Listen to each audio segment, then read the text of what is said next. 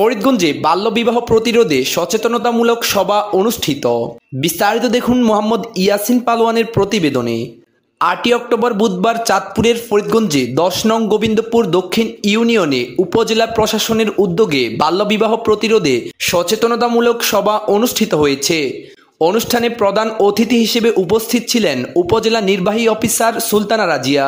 তিনি তার বক্তব্যে বলেন, বাল্যবিবাহ একটি মেয়েকে শারীরিক, মানসিক এবং আর্থিকভাবে পঙ্গু করে দেয়।